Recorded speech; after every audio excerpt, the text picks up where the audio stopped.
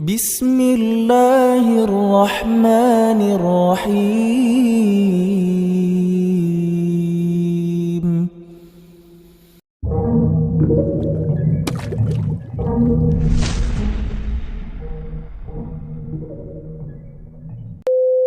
Masih tinggal 8 menit, mungkin ada pertanyaan. Tafadhol. Nah, yang berkaitan dengan tema atau mungkin ada yang butuh ditanyakan. Kita jawab bareng-bareng coba. Bismillahirrahmanirrahim. Ustaz, mau bertanya masalah adab untuk keluar masuk kamar mandi, Ustaz. Untuk masuk kamar mandi kan kita disunahkan untuk membaca Allahumma inni a'udzubika minal khubuthi wal khaba'is, masuk kaki kiri, keluar kaki kanan dengan membaca ghufranaka. Pertanyaannya, ketika kita bolak-balik ke kamar mandi dalam waktu yang sama, apa perlu membaca doa itu atau cukup sekali, Ustaz? Karena untuk saat ini kan PDAM dengan WTP di tempat kami itu kan sedang tidak baik-baik saja, Ustaz. Jadi kami mengandalkan air hujan untuk mengisi bak mandi, Ustaz. Kadang bolak-balik untuk masuk. Jadi doanya itu apa setiap masuk, keluar kita baca doa atau cukup sekali di awal, Ustaz? Demikian, Ustaz. Nah, jemaah, antum harus pahami, membaca doa itu kapan, jemaah? Kata Nabi SAW dalam pembahasan itu adalah qada'il hajah. Antum buang kotoran. Apa itu? Buang air kecil dan air besar. Kenapa kok faedahnya membaca ayat tersebut? Supaya setan itu nggak ngelihat auratnya antum. Tapi kalau keluar masuk, ambil air, masukin ke ember. Masa Allahumma inni a'udzubika minal khubuthi wal khaba'is. Nah, masuk lagi, keluar ghufranaka, ambil air, kebaca lagi. Lah, jemaah, antum harus pahami seperti itu. Itu masuk ke kamar mandi ketika antum buang hajat. Dan Nabi SAW bahkan disebutkan oleh Allah Tabaraka wa Ta'ala mengatakan innahum yarakum wa qabiluhum min haitsu la tarawnahum. Mereka jin sama cecunguk-cecunguknya sama teman-temannya ngelihat kalian dari arah-arah yang kalian tidak tahu. Buka celana kita dilihat sama jin setan tersebut cuma.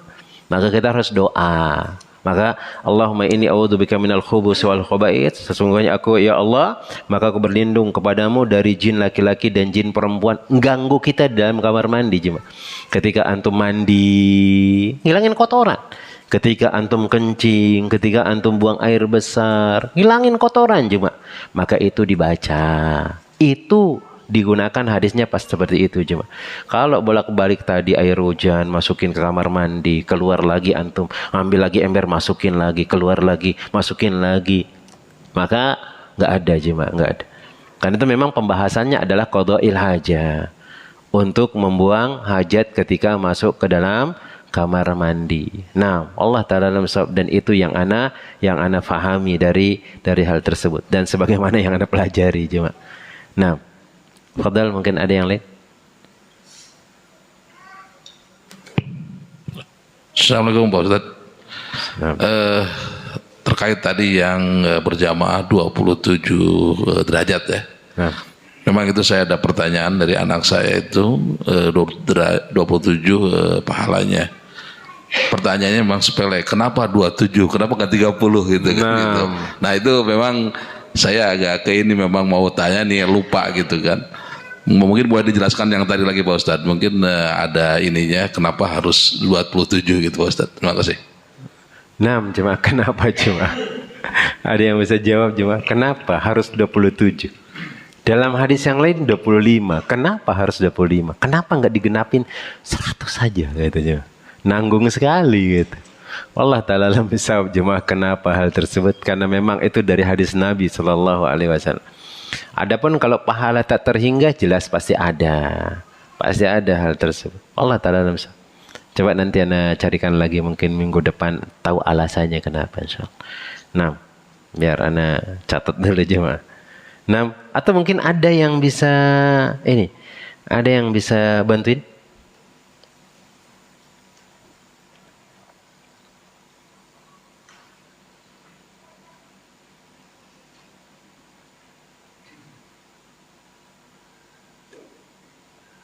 Nah, ada yang lain yang bisa bantu?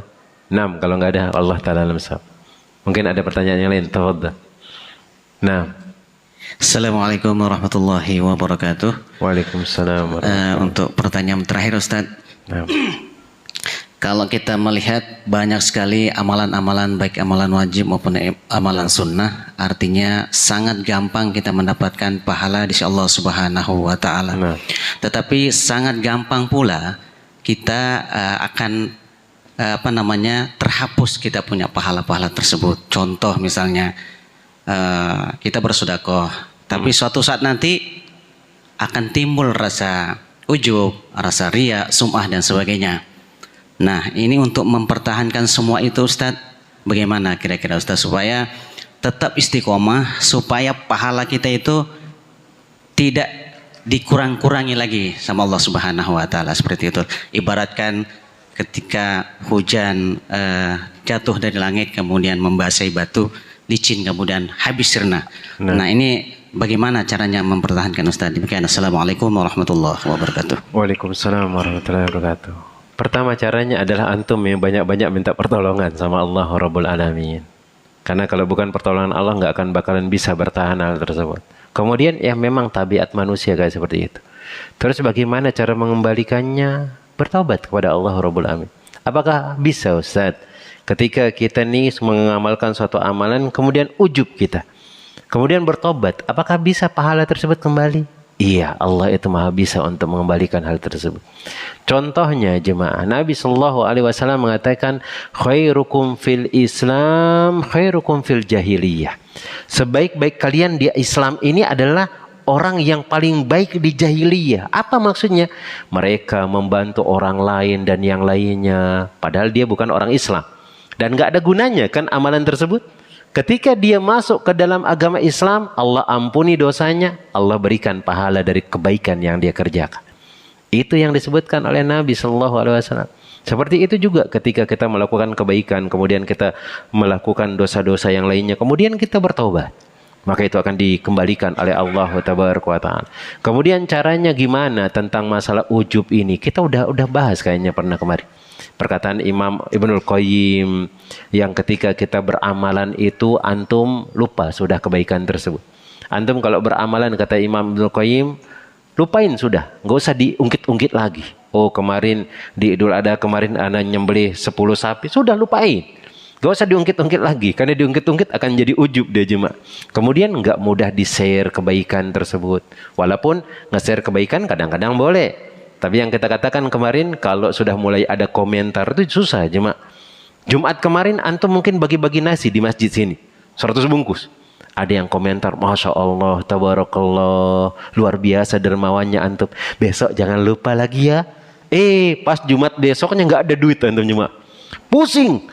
Ini kemarin sudah ada yang komentar, nanti Jumat lagi ulang di ini lagi. Akhirnya merasa gimana ya? Kalau antum nggak kerjain kayaknya nanti anda dianggap nggak dermawan lagi. Nah ini sudah seperti ini. Tapi menge-share boleh-boleh saja kalau bisa kita jaga. Oh mungkin kita mengatakan insya Allah nanti kalau ada rezeki anak tambahin lagi seperti ini. Tapi memang penyakit yang paling berbahaya disebutkan oleh para ulama. Penyakit yang paling berbahaya itu adalah penyakit kita disanjung sama orang.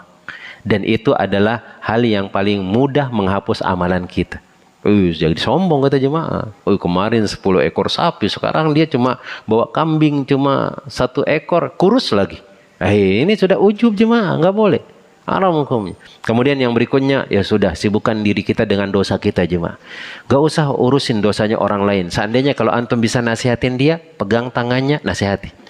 Supaya kita ini nggak terlalu banyak ngurusin orang loh. Ada orang bertengkar sama istrinya, kita yang ngomong, ini kok bertengkar sama istrinya, saya nggak pernah bertengkar. Seperti itu. Macam-macam pokoknya.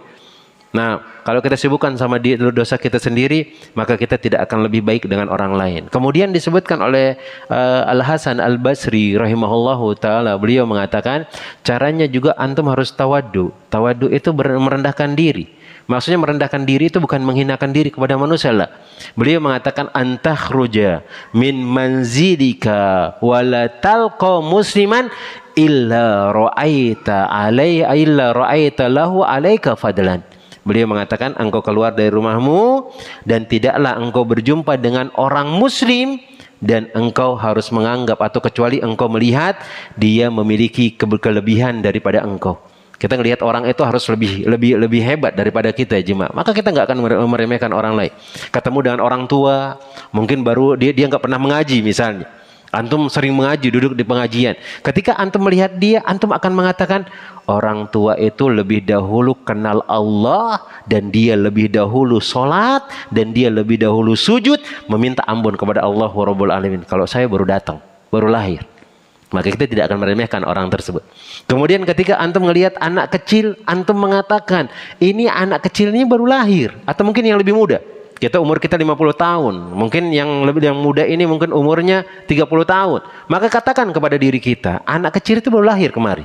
Dan kita lebih dahuluan. Dan kita lebih dahulu mengenal perbuatan maksiat dan dosa daripada dia. Maka antum gak akan ngeremehkan orang lain. Antum melihat orang mungkin menurut antum, oh dia EQ-nya rendah. Tapi mungkin dari sisi yang lain, oh dia Masya Allah lebih hebat daripada ini. Dan kita tidak akan pernah meremehkan manusia jemaah. Dan memang itu harus kita terapkan. Dan memang kadang-kadang rasa bangga diri itu pasti ada. Sama juga kita di pondok pesantren, ustadz kalau ada ustadz baru datang, kemudian dia ngajarnya biasa-biasa saja, mungkin gak bisa nerangkan. Kadang-kadang terbesit dalam hati kita, oh anda lebih baik daripada dia. Tapi kita harus cari, oh enggak. Walaupun saya lebih baik dalam hal ini, bisa jadi dia lebih taat kepada Allah. Ternyata ada orang lebih taat. Sebagaimana yang dilakukan oleh Ibnu Umar jemaah. Antum tahu kan Ibnu Umar, seorang sahabat yang dijamin masuk surga oleh Nabi SAW, dan dikatakan dia adalah sahabat yang paling mengikuti sunnah Nabi. Bahkan kalau Nabi kencing berdiri itu jemaah dicari tempatnya sama beliau, kencing di sana. Beliau pernah melakukan perjalanan nginep atau sholat 2 rakaat di musola kecil, beliau sholat di sana, saking luar biasanya. Tapi dia pernah penasaran, pernah mendengar hadis Nabi SAW. Ada seorang sahabat yang nggak dikenal sama sekali, yang dia tidak menonjol amalannya sama sekali jemaah. Akhirnya dia nyari amalan apa yang dikerjakan, nggak ada yang istimewa. Hampir kata Ibnu Umar tuh, aku membanggakan diriku kemudian meremehkan dia. Karena sholat tengah malam nggak pernah bangun gitu. Kemudian dia berinfak juga, dia orang miskin. Nggak kayak Ibnu Umar, anaknya Umar orang kaya jemaah. Tapi apa katanya, ada ternyata amalan yang dia kerjakan yang kita itu nggak mampu. Apa? Setiap kali dia berada di kasurnya, dia introspeksi dirinya. Apakah aku masih benci kepada fulan? Apakah aku masih iri kepada fulan? Itu dia tidak dapati dalam dirinya. Dia nggak ada rasa benci sama orang lain. Dia tidak ada rasa iri sama orang lain. Ternyata itu yang membuat mereka masuk ke dalam surga. Maka caranya adalah, maka kita lihat saudara-saudara kita ini ada keutamaan daripada kita, sehingga kita tidak meremehkan orang lain. Dan itu yang dikatakan oleh Al-Hasan Al-Basri rahimahullahu ta'ala. Allah ta'ala dalam sahab jemaah ini yang dapat ana sampaikan. Semoga Allah tabaraka wa ta'ala memberikan kemudahan untuk kita untuk terus belajar. Walaupun kita sudah tua jemaah, nggak jadi masalah. Maka memang kita belajar untuk memperbaiki ketaatan kita kepada Allah, karena itu yang akan menyelamatkan kita dan akan membuat kita bahagia baik di dunia dan di akhirat. Dan semoga Allah tabaraka wa ta'ala terus memberikan ketakwaan kepada kita, kemudian memudahkan urusan kita baik dunia dan di akhirat, dan memasukkan kita bersama keluarga kita, anak, istri, dan orang-orang yang kita cintai untuk masuk ke dalam surganya. Amin ya rabbal alamin. Kita cukupkan dengan doa kafaratul majlis. Subhanakallahumma wa bihamdika asyhadu an la ilaha illa anta astaghfiruka wa atubu ilaik. Assalamualaikum warahmatullahi wabarakatuh.